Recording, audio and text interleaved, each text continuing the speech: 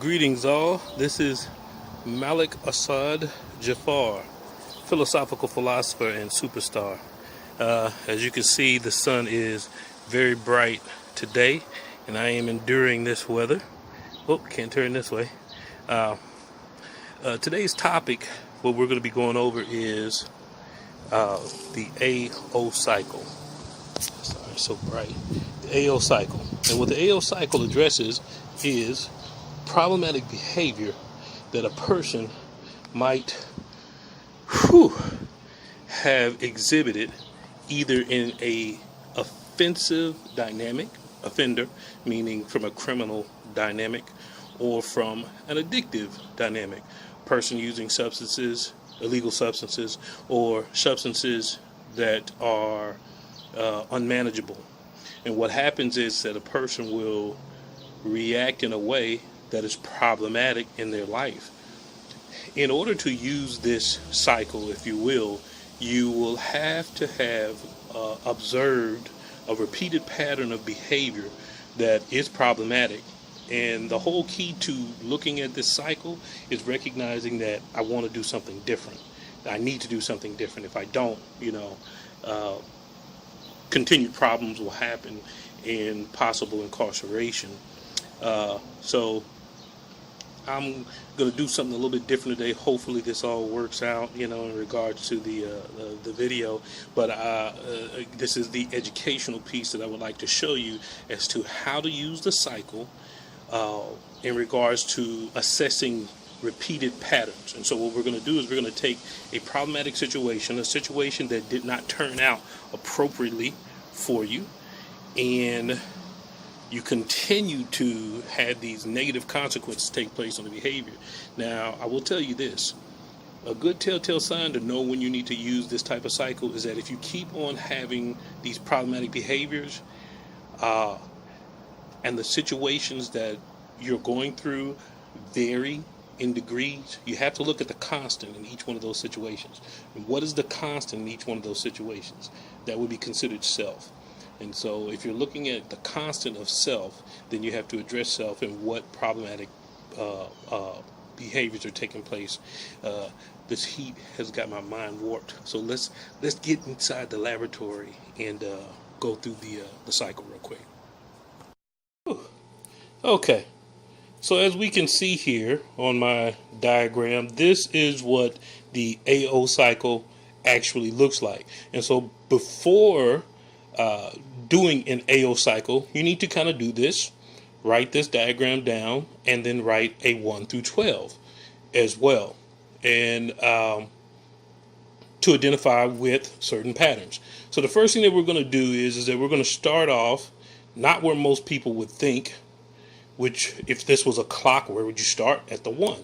But this is not what we're starting at. What we're starting at is we're starting at what is called the act. The act is the problematic behavior that a person engaged in that gave them a negative consequence, regardless of what it is. You have to have a level of acceptance of self and what you did in order to create change. So look at the problematic behavior that you want to be able to arrest or address.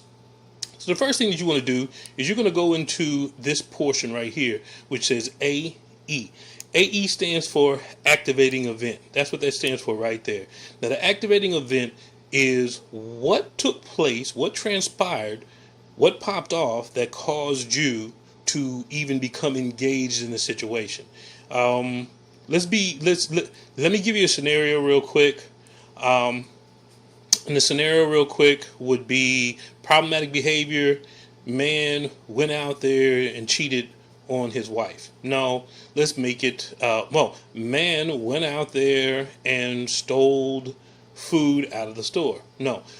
Man went out there, robbed somebody. No, let's say man went out there and drank and drove. Okay, so that's going to be the act. The act is that the man went out there, drank and drove, and got a DWI.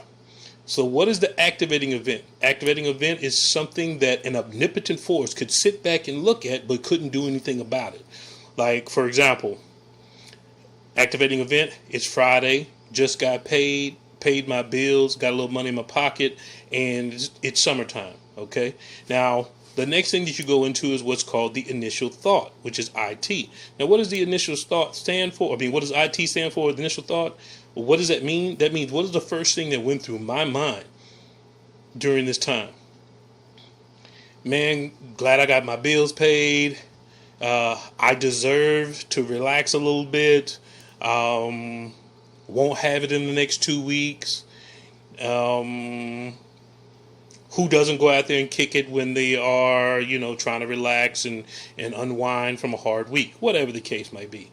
Next, you have what is called the initial feelings. Now, initial feelings, that's IF. What initial feeling stands for is the first feeling that came to your mind during the time when this was going on. Now, what you have to understand about an initial feeling is this. An initial feeling is a one-word feeling. It's not a string of words. If you're describing your initial feeling by way of a string of words, then you're describing a thought, not a feeling. So, for example, if my initial feeling was stress or anxiety or I was going to say need for relief, that is a thought. What would the emotion be attached to that? Happiness. Okay, you have all these different feelings about what you're wanting to do, and so under that you have what is called the UTF, which is this is called using thoughts and fantasies.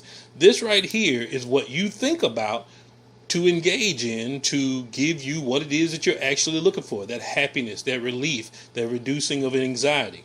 Okay, so what would the user thought and fantasy be? I'm going to find a place that has good happy hour. I'm going to go to this place because they serve these kind of drinks that I like. All of these different things is the UTF. After that, you have the urge. Now, the urge is a physiological response to the activating event right here, which is why I have some dotted lines. Now, why do I have dotted lines across the board? Because none of the lines are solid, which means anything can be suppressed and stopped at any time based on your identification of a pattern. So when you see this physiological response, this is a physical response to the activating event. So what do you feel like? Rapid breathing, heart rate goes up because I found out that Johnny Walker Blue is $100 instead of $300. Muscles get tight. Heart rate goes up. Those types of things. In any one of these areas, if you can recognize a pattern in what you've said or done in the past, you can always put the brakes on. Okay, you can always put the brakes on in any place of this cycle. So after the urge, you have what's called the permission statement. And what's the permission statement? It is the thing that you tell yourself that it's okay. It's okay for me to do what I'm going to do. I'm going to go out here and go to happy hour because worst case scenario, if I drink too much, I'm going to call Uber or Lyft, or I'm going to get a ride, or it's down the street from the house and I can walk, or I have a little bit of extra money. I owe it to myself. And so next thing you do is the person plans. They have what's called planning. They plan on how to execute their goal. You see, they plan on what they're going to do and how they're going to go hang out. But the funny thing is that between the planning and the act, usually something ends up taking place.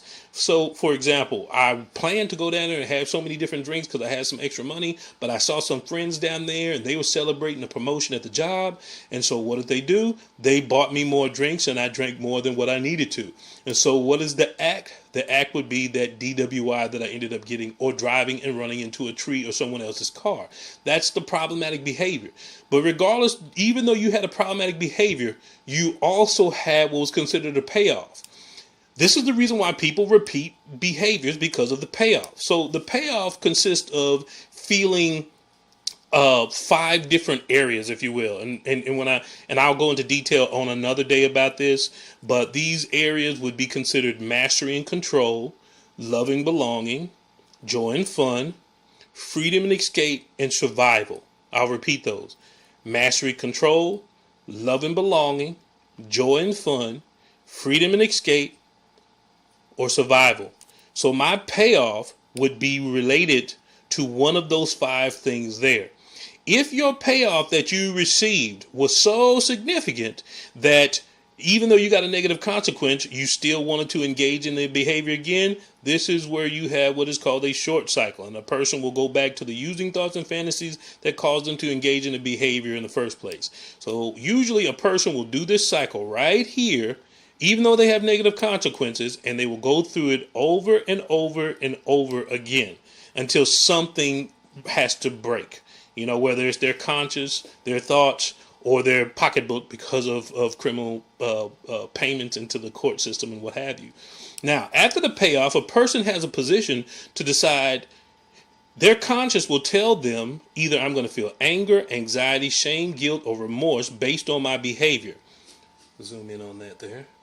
So if I feel any of those behaviors right there, it's a good place for me to get to a place of self-soothing thoughts, to tell myself something to get me reprogrammed into operating in a healthy and productive way. If I don't, and I avoid these feelings because of the shame, the guilt, the anxiety, if they become too overwhelming and I don't address them, then there you have what's called a long cycle. And your initial feelings that you felt that day in particular, when they arise again, don't be surprised if you do the same things to get yourself caught up. This is the cycle. Well, the self-soothing thoughts are things that people tell themselves to get them to a place of calm so that they can start over again, so they can regroup, so they can try to rectify these issues. And there's a thinking report that goes with this that helps you sit down and speak to a counselor or someone who can address potential problematic thoughts or emotions that an individual is having. Again, if you don't get to a place of healthy conscious, of telling yourself something that makes you want to either shift or move to a different place, you will either be going through a long cycle or you will be going through what is called a short cycle. So at that point in time, when a person has looked at a situation, a problematic situation that they are not in favor of, that they didn't like how the consequences took place, because we are the constant thread in what ended up going on, we have to take responsibility for what's going on. And what is responsibility? The ability to respond appropriately to a situation. And what is accountability? Accountability is having acceptance over your circumstances and what ended up taking place. I know a lot of responsible people who don't accept what the circumstances that are going on. And because of that, they're responsible enough to act, but it's not necessarily acting in the right way. Right? That's subjective per your experience, per your consequence. So with that said, this is the gist of the AO cycle. I'm hoping that you can all see this. I'm hoping that I explained it relatively in detail. If not, please feel free to comment and ask me questions about this cycle, and I will gladly go into detail about even specific situations that a person might have. Now, again, this is an educational piece. This is didactic, but this information that I'm giving right now is information that is designed to just help someone who wants to do something different in their life. Okay? With that said, that will conclude the video for today. I hope it all blends well. What you watched was something regarding cognitive intervention techniques. And so if you've seen something like this before, most people who are familiar with this have been exposed to there's what you call a safe P population, which is a substance abuse felony punishment facility, and they go over these dynamics, if you will, that cycle in particular. The only thing that I take issue with on that in particular is that when you're going through that there, some of the places, not all of them, but some of the places, by word of the people who've been there, say that the individuals say do not use real life experiences in the free. In a cycle like this, use the experiences that you have while you're there. And then when they get out, they're designed to have gone through this and applied to their life, but for whatever reason it is, they don't. And I think that's because there hasn't been I don't want to say follow-up, but just support regarding the cycle. Because as I mentioned, there are all different types of situations and scenarios that could take place that a person could use this for. And so if an individual really had a support system, I'm one, by the way, in case you want to contact me on this particular cycle, you can correspond and process with a person and have a type of think tank, if you will, and address issues that you would like to see something different take place with. Again, cognitive intervention technique, and it is called the AO cycle. Good luck if you Google this, because chances are you won't find the specifics on it. Again, the tools that you end up getting have to come from one of those units. Been my experience, because I've been looking for it and I can't seem to find it anywhere. So I thought maybe it'd be a good thing to kind of give back and put it out there in regards to what I know and what other people can receive while they're in the free. Having said that, be blessed. Stay safe. Be positive, and I'll see you next time. Peace.